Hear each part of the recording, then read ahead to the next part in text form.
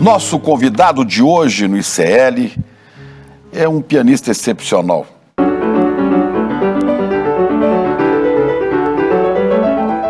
Talvez o maior que o Brasil já teve. Um dos maiores intérpretes da obra de Johann Sebastian Bach no mundo. Maestro João Carlos Martins. Ele venceu o primeiro concurso aos 8 anos de idade, 6 meses depois de começar a tocar. Aos 11, treinava 6 horas por dia. Aos 13, veio a carreira nacional. Aos 18 anos, João Carlos ganhou o mundo e aos 20, estreou no Carnegie Hall, em Nova York. Foram 6.000 apresentações diante de grandes plateias em mais de 60 países. 77 anos de carreira, gravou a obra completa para teclado de Bach, um feito raro e histórico. João Carlos Martins também é conhecido pelas sucessivas superações ao longo da vida. Sofreu diversas lesões nas mãos, a primeira num jogo de futebol, a segunda num assalto na Bulgária. Enfrentou doenças neurológicas e degenerativas que quase o impediram de tocar piano. Chegou a pensar de se matar uma vez. Passou por mais de 30 cirurgias e se reinventou como maestro, quando parou de se apresentar como pianista. Fundou a Baquiana Filarmônica do SESI São Paulo, levou a música clássica para comunidades carentes, para favelas, escolas públicas. Entrou na Passarela do Samba de São Paulo como homenageado da Vai-Vai e regendo a bateria da escola. Em 2020, voltou a tocar piano com luvas biônicas desenvolvidas por cientistas brasileiros. João Carlos Martins é filme, é documentário, é livro, é um brasileiro, um dos maiores pianistas do mundo.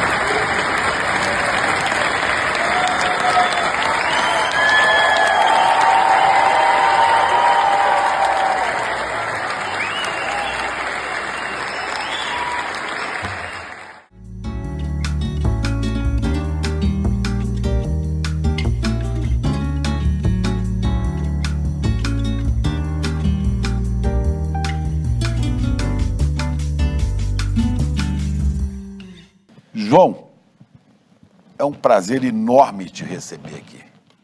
O ICL está muito feliz. Aqui, o Indomável, isso aqui é o livro da sua biografia escrita pelo nosso colega Jamil Chad.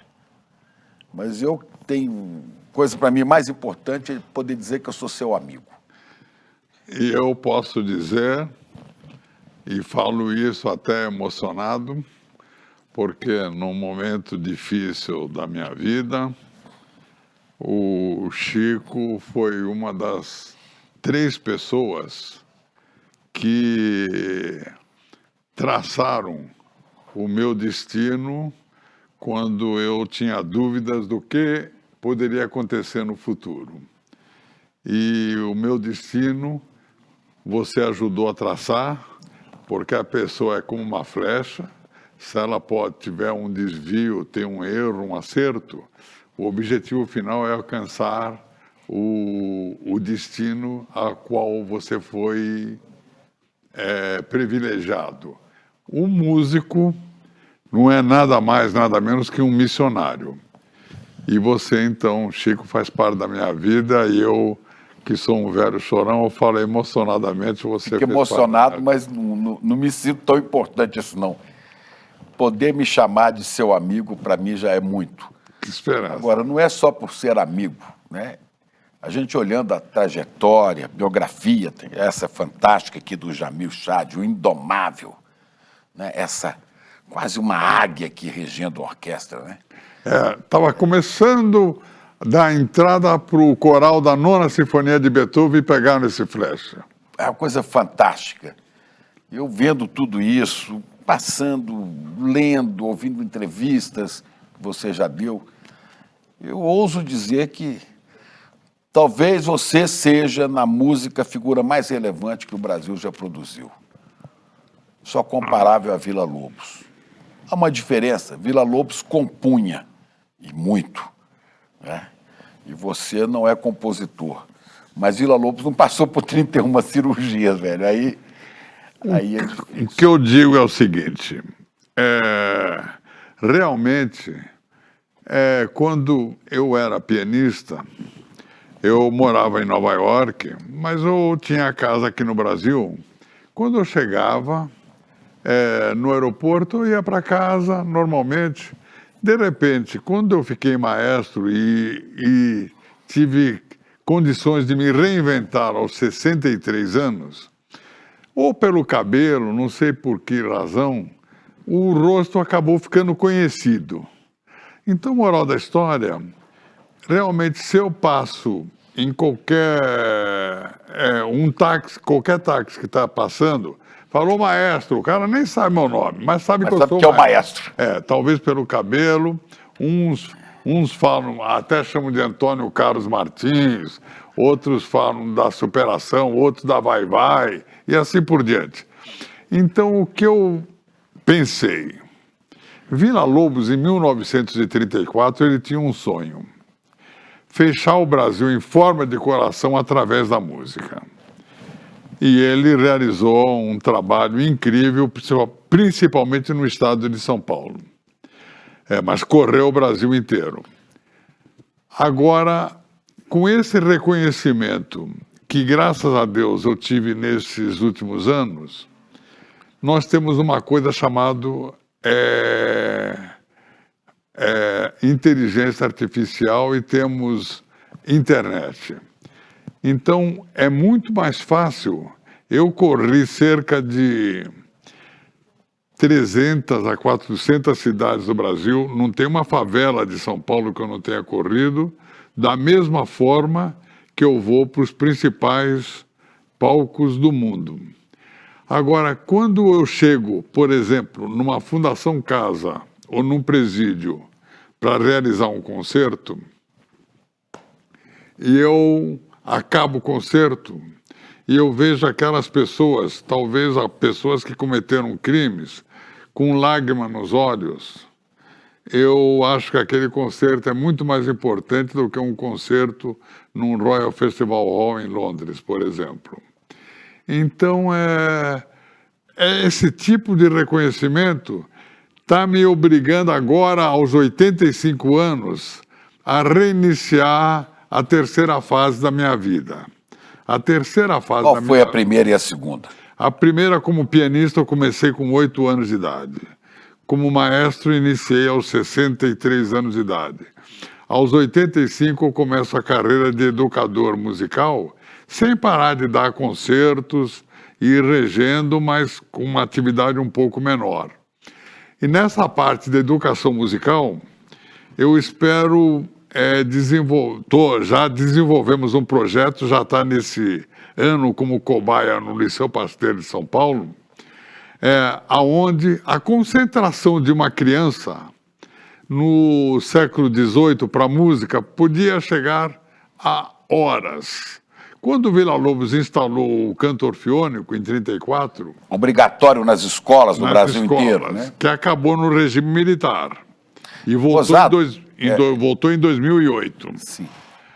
Quando Villa-Lobos instalou, a concentração podia ser de uns 50 minutos. Não temos dados oficiais. Hoje a concentração... Quando o Lula voltou em 2008 com a música nas escolas, a música começou como carro-chefe. E aí eu vi que logo depois fizeram a música dentro das artes e ela acabou como o primo pobre. Aí eu fui... Porque faltava professores, né? Eu fui falar com o Mercadante. Eu falei, Mercadante, a música agora é a prima pobre nas aulas de artes. Ele falou, como é que nós vamos contratar centenas ou milhares de professores de música? Não existem. Moral da história. Eu fiquei analisando como equipe, trabalhando, e eu estou substituindo centenas ou milhares de professores por um no telão, monitorado pelo professor de artes para 15 minutos de concentração em cada aula de artes. Como é? Você grava uma mensagem? Já está tudo gravado. a aula é dada de 15 minutos para os alunos. Eu fui dar essa aula no Senado Federal e fiz todos os senadores como se eles fossem crianças de 5 anos de idade. Então, qual que é a diferença? No primeiro ano do fundamental, é somente papel sulfite, copinhos plásticos e varetas. Moral da história, nós chegamos à conclusão, com a equipe minha, e eu e esse velho maestro, não é enfiar música goela abaixo para uma criança. É através de uma brincadeira a criança procurar música. E se Deus quiser, essa revolução eu vou conseguir no Brasil. Se daqui, eu estou só com 85 anos, você vai estar lá, porque você só tem 72. Então, daqui uns 15 anos, eu espero realizar esse sonho pelo Brasil inteiro. E aí eu posso dizer, no final, até no apagar das luzes, deixei um legado. Ainda não. E você começou muito cedo, né, maestro?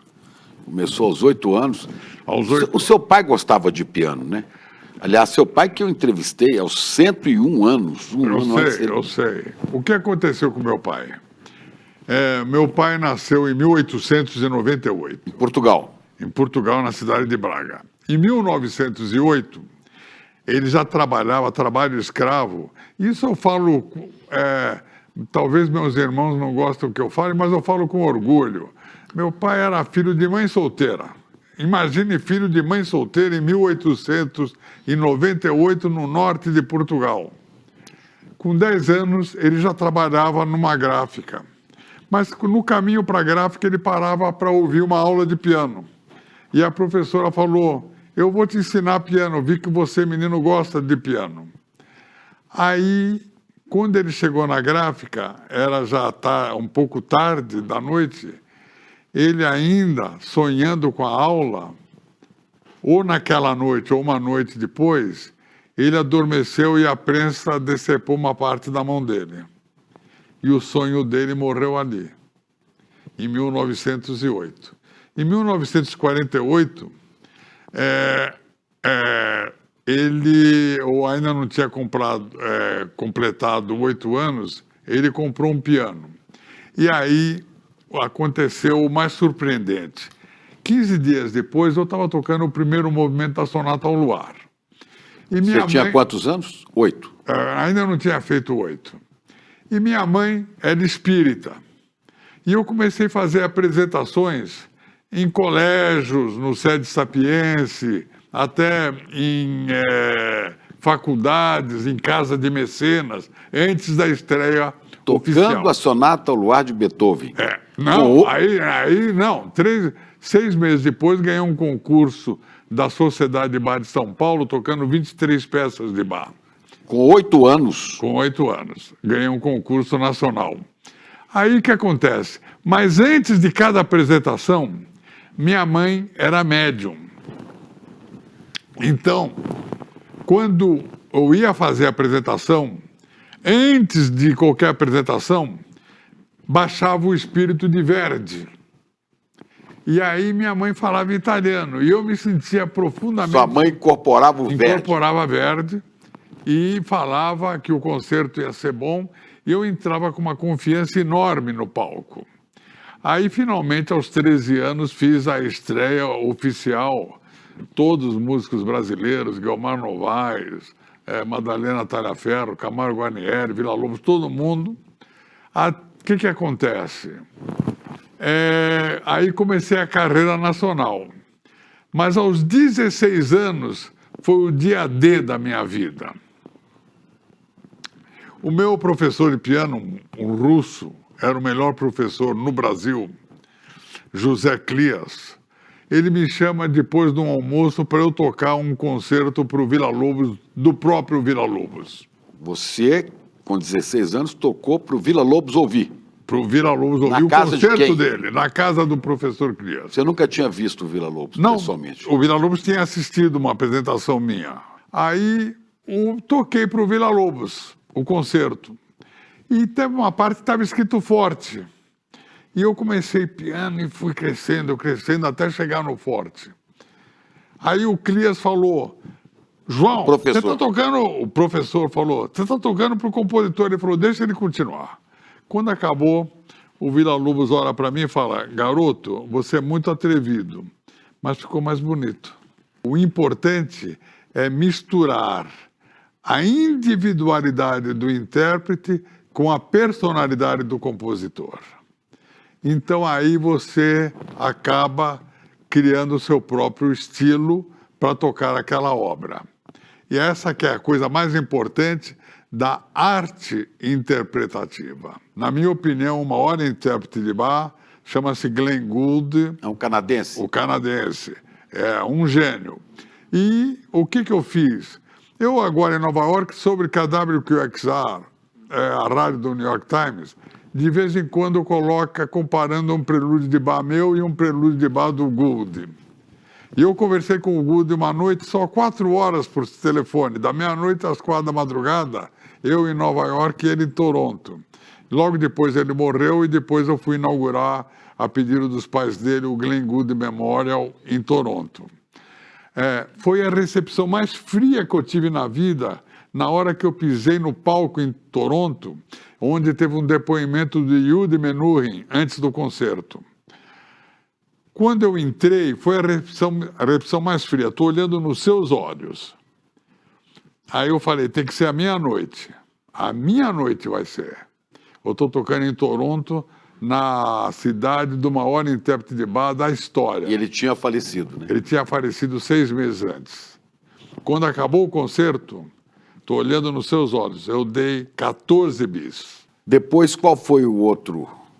Aí eu comecei a tocar Bach, porque eu fui para o concurso. Por que essa escolha por Bach? Para gravar toda a obra de Bach. Por que o Bach? Não, toda a música ocidental vem de Johann Sebastian Bach. E ele influencia tudo, o jazz, o chorinho brasileiro, né? Era um cara do povo também, né? De conhecer o povo, né? Não só isso, como Beethoven fez a mesma coisa, como Mozart fez a mesma coisa, como todos os compositores. Quando você pensa Brahms, foi o maior compositor de danças húngaras. Brahms foi o maior compositor de danças húngaras. Então, eu encaro música, evidentemente, pessoas como, por exemplo, o Villa-Lobos fez questão de querer conhecer a fundo o trabalho de Pixinguinha. Aliás, hoje, foi um dia, eu sou um velho chorão, hoje mesmo de manhã, estou fazendo a entrevista porque escolhi o dia de hoje para estar com você. O dia de hoje é muito especial para nós, porque no dia que nós estamos gravando esse programa, é o aniversário do maestro João Carlos Martins. Ele está fazendo hoje 85 anos. 85 anos. Eu quis celebrar os meus 85 anos ao teu lado. Vocês, jornalistas, nós, artistas, no fundo, nós somos os verdadeiros missionários de uma nação. Nós temos o dever de salvar a alma do brasileiro. Ou seja, quando eu entro num palco, qual é a minha missão? Transmitir emoção. O público tem que sair com uma lágrima nos olhos e um sorriso nos lábios. Então você é um missionário. O jornalista, o que é o jornalista? O jornalista é a bússola de uma nação. Quantas vezes, maestro, você tocou no Carnegie Hall? Em Nova York, 30 vezes. A maior parte das vezes no Carnegie Hall e a outra metade no Lincoln Center. A última foi agora em maio, a primeira foi em 61. Em 61, e quem patrocinou foi Eleanor Roosevelt, que era esposa do antigo presidente americano no tempo da Segunda Guerra Mundial, Franklin Delano Roosevelt. E quem coordenou foi a Jacqueline Kennedy. Não, aí a Jacqueline Kennedy, a Eleanor Roosevelt assistiu o concerto da qual a presidente desse festival era a Jacqueline Kennedy. E aí a Eleanor Roosevelt me convidou para fazer a estreia no Carnegie Hall. 21 anos, 20 anos, meu Deus. Mas você conheceu e viu e esteve presente com várias personalidades que marcaram o século XX, né? Por exemplo, a minha estreia em Washington foi na Howard University, que é a Universidade dos Negros, uma universidade fantástica.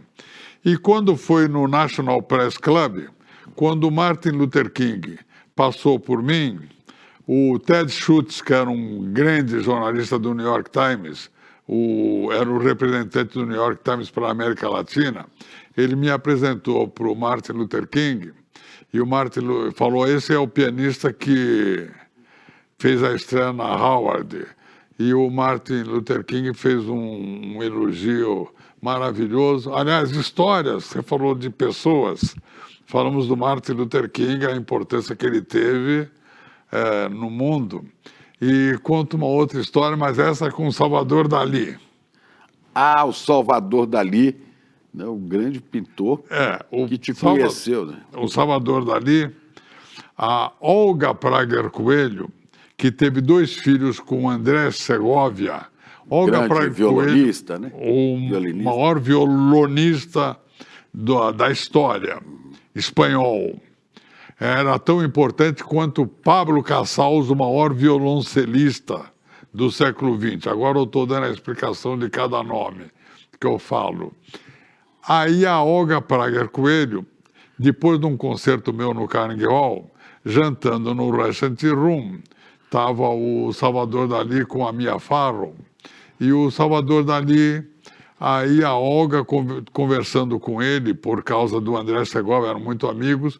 Quando o Salvador Dalí passou por mim, ele falou, muchacho, diga a toda a gente que você é o maior intérprete de Bach em el mundo. Meu espanhol pode ser portunhol. Eu falei, graças. Ele falou, ¿por quê? Há 30 anos que eu digo que sou o maior pintor do mundo e já há quem lo crê.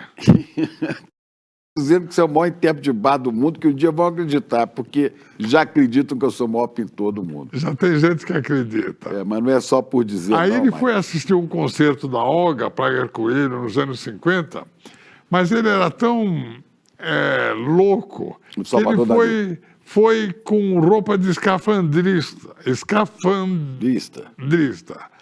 E ele, durante o concerto, ele entrou com essa roupa no Town Hall em Nova York, mas de repente começou a faltar o ar, teve que sair de ambulância. Salvador Dalí. Salvador Dalí. Quando foi isso? Nos anos 50. Bom, então tem o Salvador Dalí, né? Já falamos aqui de tanta gente.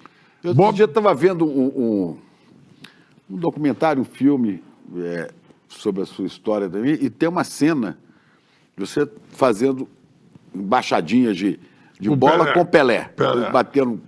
Né? Não só com o Pelé. De cabeça, você não é ruim de bola, não. Não, e com o Pelé teve uma história engraçada, porque eu falei para o Pelé, eu estava tomando um voo de Amsterdã para Beijing e vi na tela um documentário teu e você fala que Deus criou Beethoven para música e Pelé para futebol. Começa a falar que Deus criou Bach para música e Pelé para futebol porque Beethoven é o Maradona. É quase igual a você, mas não é você. Aí ele deu risada. Uns meses depois eu estou no carro e vejo uma entrevista do Pelé. Ele falou, Deus criou Bach para música e Pelé para o futebol, entende? Então, quer dizer que ele prestou atenção. Quem mandou para mim 12 gols para eu reger, e eu regi, está até no Instagram, no Maestro Carlos Martins no Instagram, foi o Messi. E eu regi 12 gols dele, mas Como é que é a regência de gols? Eu escolhi uma música de Bach e a música coordenada com os passos dele. E ele publicou no Instagram dele, deu 1 milhão de visualizações. Vamos ver, então. Isso faz uns 10 anos. Olha, dicas para quem está nos assistindo. Então tá no seu Instagram. Está no meu Instagram. Então, Maestro João Carlos Martins. Tem também, é claro, tem alguns livros da sua história esse que eu apresentei aqui do nosso colega Jamil Chad, o Indomável. Tem um que você escreveu, não tem? Tem, A Saga das Mãos. E tem um filme. João Maestro, que o Alexandre Nero faz o Alexandre o papel. Nero faz o papel de Maestro João Carlos Martins, né? É. João o Maestro, está na Globoplay, se não me engano, né? Tá na Globoplay. E o Rodrigo Pandolfo faz na parte jovem, e um garoto de 10 anos que está tocando hoje, excepcionalmente, chamado Davi Campolongo, faz como menino. Mas e teve o documentário do canal Arte, que é o principal canal de arte do mundo. Da França. Da França, que ganhou vários festivais no mundo inteiro, chamado Martin's Passion. Mas agora, olha que interessante, que tem toda essa sua história contada, né? Filme só esse, não. Tem outros filmes, não é só esse. Tem o Reverie, um filme belga. Um filme belga. Um documentário belga. São muitas e muitas histórias. Mas você que teve essa formação em música erudita, no piano, que interpretou tocou toda a obra de Bach, né? Você, então, põe o pé no samba e põe o samba na orquestra, né? Isso. Você faz um concerto na principal sala de concertos, acho que do Brasil, que é a Sala São Paulo, né? E leva Chitãozinho e Chororó. Chitãozinho e Chororó, mas aproveito para contar uma coisa. Adivinha quem já cantou comigo e com a Baquiana Filarmônica SESI SP? Chico Pinheiro, no Paraná. Você cantou comigo. E cantou bem. E muito Só não desafinei. Não, muito afinado. Mas ele é muito generoso, porque me deixou cantar com ele no palco, Bossa Nova. No final do concerto, o Chico cantou comigo, foi aplaudidérrimo. E o Jamil Chad tocou com você. O Jamil tocou flauta comigo lá na Flip e tocou na Sala São Paulo também. E o Chitãozinho, eles falaram no Jô que no momento que uma dupla sertaneja entrou para cantar na Sala São Paulo, eles falaram no Jô Soares. Isso foi uma mudança na história da vida da música sertaneja. Porque... Eles estavam tentando fazer um show lá e não conseguiam, né? Exatamente. Aí o que eu fiz? A Sala São Paulo não aceitava que eles cantassem lá. Como é que você soube dessa história? Eu já ouvi essa história em algum lugar. Não aceitava. Aí eu marquei um concerto meu na Sala São Paulo. Aí a Sala São Paulo não poderia proibir o artista que eu convidasse como solista. E você convidou o Chitãozinho? Eu convidei o Chitãozinho Chororó. Moral da história, acabou ganhando um Grammy esse evento, porque foi filmado.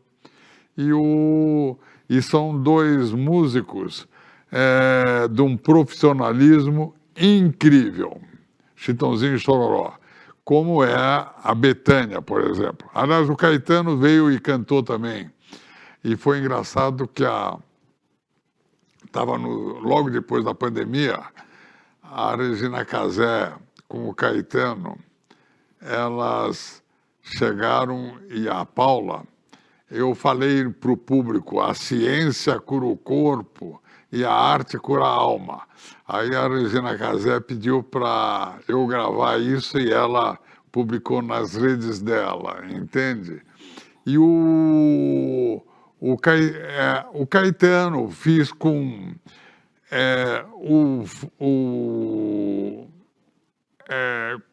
se você perguntar quase todos os artistas populares, a Simone,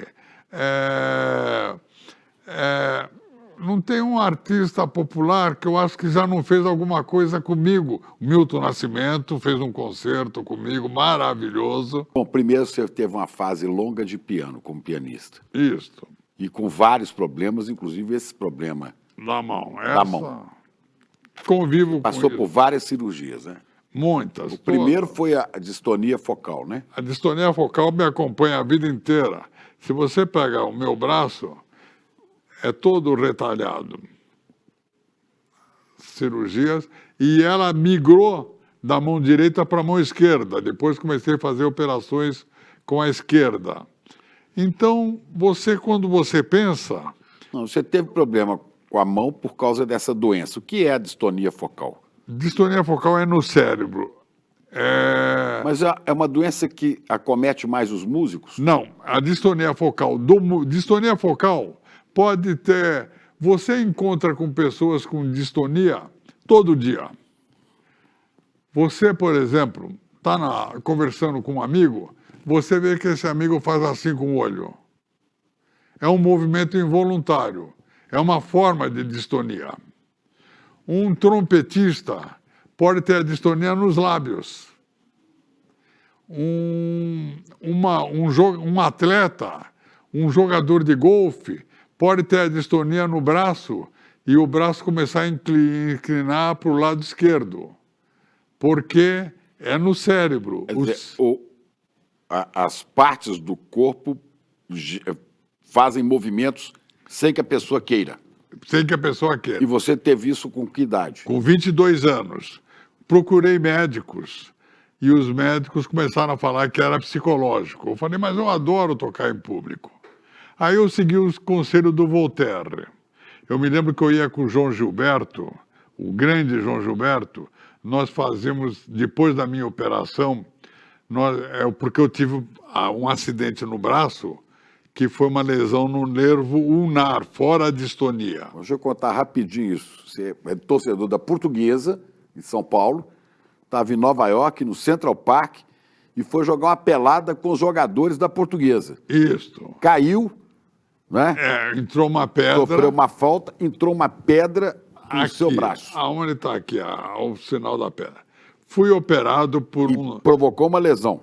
Provocou uma lesão no nervo ulnar. Um dos maiores médicos neurocirurgiões do mundo, Dr. Ransohoff, no New York University Hospital, ele fez a operação. Dessa operação, 1 ano depois, eu fiquei bom. Mas a distonia, não.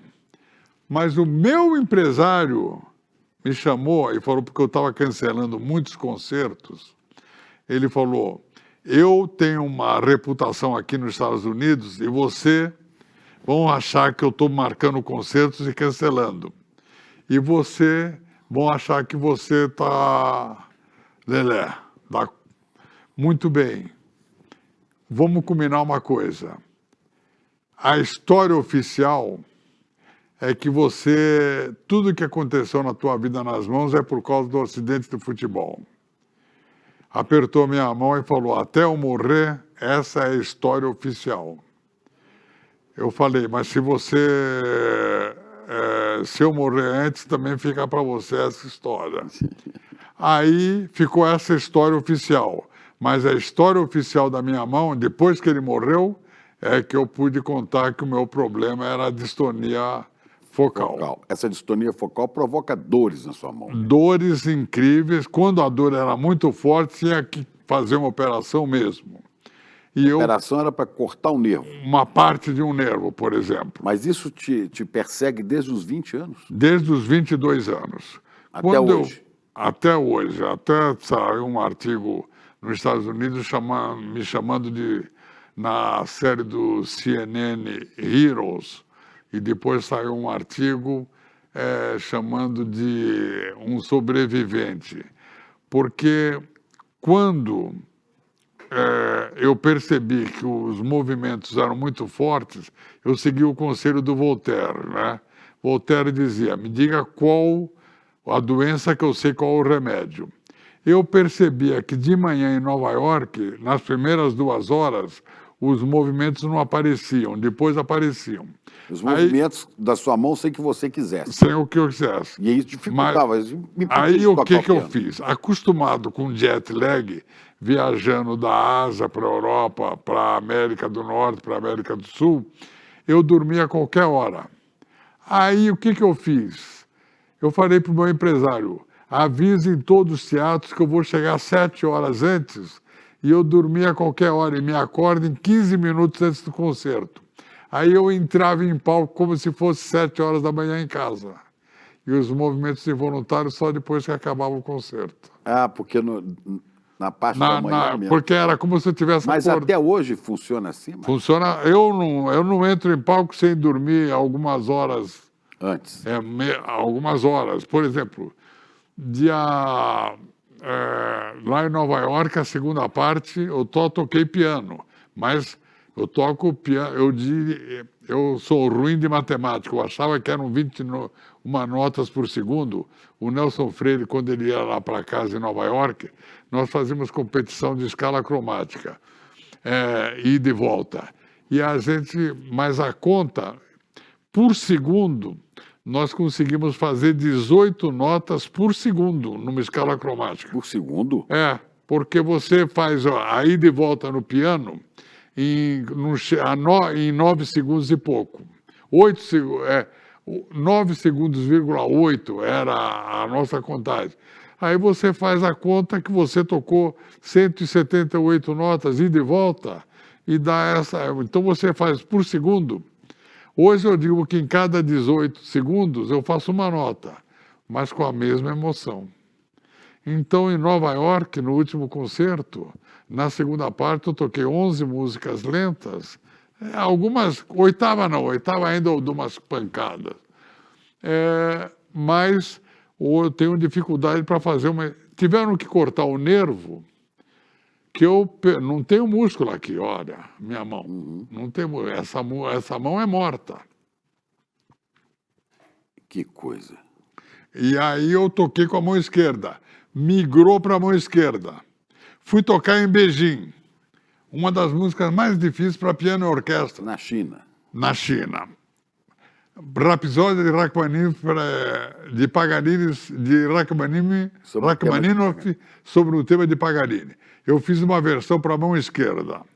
Toquei. Quando acabou, jovens subiram no palco, começaram a cortar minha casaca. Estou olhando nos seus olhos. Cortar minha casaca, pegar pedacinhos. Quando, no dia seguinte de manhã, o ministro da Cultura me telefona, vai um alfaiate no hotel, tira as medidas, 1 hora depois chegou uma casaca nova da China para mim. Bom, e por que o piano teve que parar definitivo? Bom, você teve também um assalto... na Bulgária, aí foi uma lesão cerebral. Que tomou uma barra de ferro na cabeça, né? E que provocou a lesão cerebral. Lesão cerebral. Aí mexeu no hemisfério da fala. E na mão também. E na mão também. Então, quando eu falo, por exemplo, estou falando com você, minha mão vai fechando aos poucos. Já está fechada. Depois, antes de concerto, ninguém fala comigo 4, 5 horas antes. Poder manter a mão aberta. A mão aberta. E essa luva biônica pelo Biratan Bizarro, um design de produtos, ela é baseada, essa luva biônica, na Fórmula 1. Então, os dedos voltam. Então, música lenta eu posso tocar. Mas, vou te contar pela primeira vez um segredo. Fiz a minha despedida oficial em Nova York em 2025. Em 2027 vai ter um evento, mas não é um concerto, é um evento no MoMA, em Nova York, dia 14 de maio de 2027. Museu de Arte Moderna. Museu de Arte Moderna em Nova York. Isso dia 14 de maio de 2027. Mas a despedida já foi. Mas qual é o meu sonho? Falei com um neurologista que ontem até jantou em casa. Jantou com o Zé. E aí, Zé, que ele se refere, é um grande amigo. Todo mês vai jantar na casa dele. É o Zé Dirceu. O ex-deputado Zé Dirceu. E aí, o que acontece? O neurologista estava lá. Eu estou tentando... A mão ganhou uma posição ulnar pela distonia. Eu estou tentando durante 3 anos, a mão esquerda, vai demorar uns 3, 4 anos, e voltar, talvez cada 15 dias volta 1 milímetro. Meu sonho, em 1990, no dia do meu aniversário, depois de 30 anos, eu quero tocar o concerto... 1990, não? Não, em 2030. 2030. Com 90 anos, eu digo. Quando eu fizer 90 anos, o meu sonho é pisar no Carnegie Hall para tocar, depois de 30 anos, profissionalmente, um grande concerto com a mão esquerda. Agora, uma coisa que você já deu entrevista que me impressionou muito é que ele teve que parar de tocar piano porque não é possível. Se toca ainda, né? Mas não é. Toco coisas mais lentas, adaptadas. Adaptadas. Mas a sua vida de maestro, você teve que se reinventar aos 63 anos. Agora Isso. é você maestro. Isso. Você nunca tinha... Não. Aí aprendeu. No dia que os médicos falaram, você nunca mais pode tocar profissionalmente, eu perdi o chão. Fiquei andando o dia inteiro. Mas assisti o documentário franco-alemão do canal Arte, onde eu estou dando uma masterclass na Juilliard School, é a principal escola de música de Nova York. Agora eu dou a explicação de cada coisa que eu falo, e eu estou regendo a menina. E tem um sonho com o Eleazar de Carvalho. E o Eleazar fala, ele já tinha morrido. Maestro brasileiro. Ele me chamava de João, foi o maior maestro brasileiro. Ele falava, João, vai ser maestro na vida. No dia seguinte, eu fui tomar a primeira aula de regência. Tomei umas 5 aulas no fundo. Falei, eu mesmo vou ter que criar os meus gestos. E convidei 18 músicos em casa para aprender com eles a reger. Regendo, e eu falava, esse gesto está errado, eles me corrigiam. E como maestro, eu decorei mais ou menos umas 150... Isso é uma coisa que me impressiona muito, eu vou interromper só para as pessoas entenderem isso, né? Você passou a ser maestro que eu não podia tocar o piano. Mas como maestro, você também tinha uma limitação, que é o movimento das mãos. Eu tenho que, como maestro, tenho que reger com as duas luvas. E além disso, o maestro está regendo e ele precisa passar a partitura, as folhas. Virar a página. E você, não podia. A sua limitação não permite que você vire a página. Por exemplo, vamos citar aqui a Nona Sinfonia de Beethoven. Quantas páginas tem ali? 200. 200.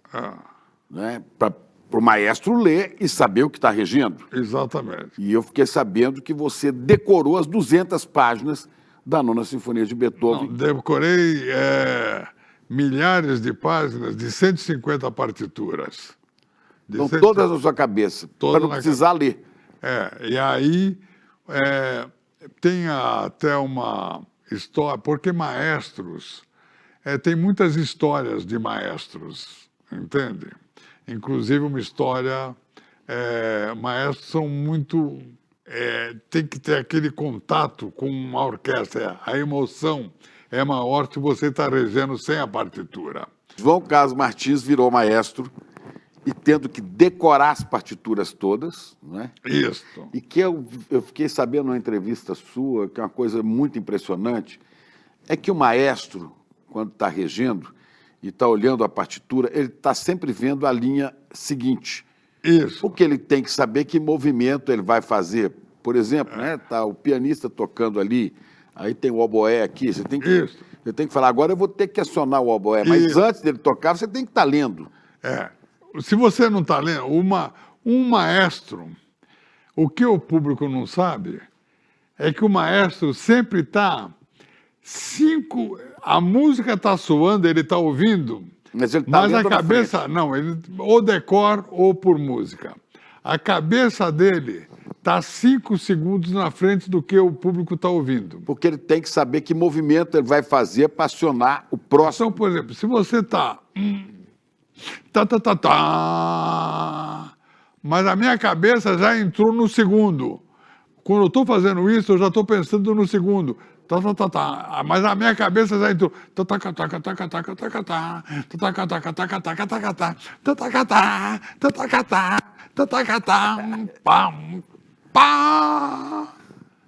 Tudo eu estou 5 segundos na frente. Isso está guardado na sua memória. Na memória. Sem poder ler. Como é que você consegue, maestro, decorar essas partituras todas? Eu vou te contar uma história. Quando eu tinha 12 anos, eu era não prestava atenção, nem ia para o Liceu Pasteur, com a Rita Lee. Não prestava muita atenção nas aulas, só estava pensando na música. Mas está no meu livro. Eu dou o nome até da aluna, porque o nome dela é Maria Cecília Parasma, e todos os alunos do meu colégio, do Cineia, vários alunos. Eles me davam... Eu falava, escolha uma página. Eles escolhiam uma página de um livro. Eu ficava 2 minutos lendo a página com 13 anos. Aí eu escrevia a página inteira, se tivesse 2 erros era muito. Sem errar? Sem errar. Como Escrevia é a página. Memória visual. Memória visual. Então a minha memória, cheguei a fazer a obra de Bach em 18 noites, 17 concertos com toda a obra de Bach para teclado, tudo decor. 18 dias, só um dia de folga.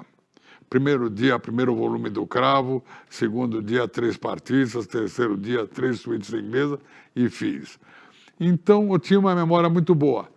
Depois da Covid, neste ano, eu já comecei a ter a partitura como referência para mim, entende? Afinal, estou com 85 anos. Pois é, a memória continua... Continua boa, mas não é a mesma, não é a mesma. Depois da Covid teve uma... A Covid te atrapalhou. Me atrapalhou um pouco. Então, pela primeira vez, no ano passado, eu usei uma partitura, entende?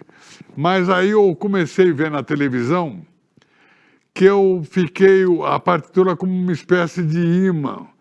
Eu fiquei meio grudado na partitura. Eu falei, não estou transmitindo emoção para a orquestra. Aí, há 15 dias atrás, já no ensaio, eu falei para os músicos, eu tenho que aprender a reger por música, sem perder a emoção. A música é só uma referência. Então a partitura já está novamente decor. Mas eu já sei a hora, eu viro a página, porque agora com as luvas, eu uso a luva nas 2 mãos, eu posso virar as páginas, mas a página é só referência. Eu já não preciso ficar grudado, olhando, entende? Então, você vai descobrindo... O importante é com você acordar... Quando perguntaram para mim outro dia, o que você pensa antes de dormir? Eu falei, eu vou acordar no dia seguinte, certo? Mas eu acordo no dia seguinte, nos primeiros 5 minutos, é como... Eu falei, meu Deus, como eu estou velho. 5 minutos depois, eu estou já maquinando 500 mil coisas com objetivo. Tem que fazer. O que eu vou fazer hoje? O que eu vou fazer hoje? Então, naquele minuto, eu sei que eu continuo com os mesmos objetivos que eu tinha quando eu era criança. O grande segredo na vida é saúde mental e objetivos. Saúde mental, graças a Deus, eu mantenho e o objetivo continuo a manter. Pois é, e a busca do sentido para viver, né? E a música explica que Deus existe, né? Você pode ser ateu, não ser, mas a música explica que Deus existe. E sonhar. Eu falo para você, hoje estou realizando um sonho, ser entrevistado por você. Nossa. Estou realizando um sonho.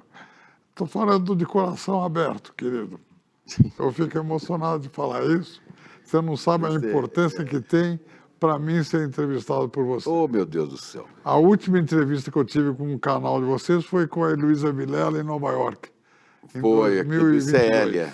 Hein? João, quando você olha os 85 anos, você conseguiria lembrar um momento que você fala assim, esse momento foi o mais marcante da minha vida? Foi um concerto? Foi conhecer alguém? Você consegue pensar num momento? O que foi o momento mais... O mais marcante da minha vida foi em 1978. Eu tinha me afastado por causa da distonia focal do músico. E eu comecei primeiro a trabalhar no teclado mudo, depois no piano, vi que estava indo, telefono para o meu empresário, falei, eu quero fazer minha volta no Carnegie Hall. Ele falou, o público já se esqueceu de vocês, passaram-se 5, 6 anos, iam ser 7 anos. Eu falei, mas marca. Aí ele falou, Mas você quer voltar no Carnegie Hall, primeira vez, logo de cara? E eu brinquei com ele, eu falei, o monstro voltou. Ele marcou, ele falou, vai ser difícil lotar o Carnegie Hall. Quando eu estou chegando no teatro, eu vejo uma fila e eu falo para o taxista, o que está acontecendo? Ele falou, não sei qual que é o raio do músico que está tocando hoje, parou a rua 57. Aí, antes de entrar no palco, meu empresário abriu a janelinha, eu vejo 3.000 pessoas no Carnegie Hall e mais 300 cadeiras do lado do piano, que eles colocaram extras. Aí, naquela hora, eu ia tocar só o piano, eu, e 48 peças de Bach, decor. O concerto demorava 2 horas e 10 minutos. Eu sentei no piano, aí eu acredito no espiritismo. Eu falei, vai ser a noite da minha vida. E dei talvez um dos melhores conselhos da minha vida. O melhor foi esse último, que eu dei agora. Mas um dos melhores conselhos da minha vida. Quando acabou, durante 8, 9 vezes, eu voltei com o público gritando. Eu chorava, falava, meu Deus do céu, como é que eu consegui? Com tudo perdido há 7 anos atrás, quando eu pensei em me suicidar, eu estou aqui. Deus existe. Foi o momento mais emocionante da minha vida. E essa entrada em palco, dia 9 de maio, quando o teatro inteiro se levantou na hora que eu entrei. Maestro, é muita história, é muita coisa e não dá para abarcar tudo nesse programa, né? Tudo que você já caminhou, todos os caminhos que você já passou, as superações e essa vontade de viver e de realizar, isso é um exemplo para nós, viu? É a música da sua vida, né? Gostei da frase, é tão forte quanto a música venceu. Pois é, a música venceu. Eu só tenho que te agradecer muito você estar aqui com a gente. Obrigado você. Fica aí. Te amo. Ele é um dos maiores intelectuais do mundo e escreveu o livro que é a referência em todo canto para as pessoas entenderem como as democracias morrem. A gente está falando de Daniel Ziblatt, um professor, um acadêmico, um escritor demandado no mundo inteiro para palestras, reuniões, aulas e que vai estar com a gente com exclusividade no ICL no dia 28 de agosto, uma quinta-feira às 8 horas da noite, para nos dar exatamente essa aula. Como as democracias morrem. Não existe um momento mais importante da nossa história para a gente assistir a essa aula. Vai ser gratuita e online. Então vocês não podem perder essa oportunidade. Chame seus amigos e amigas para participar também. E vamos aprender com Daniel Ziblatt como as democracias morrem para poder manter a nossa bem vivinha.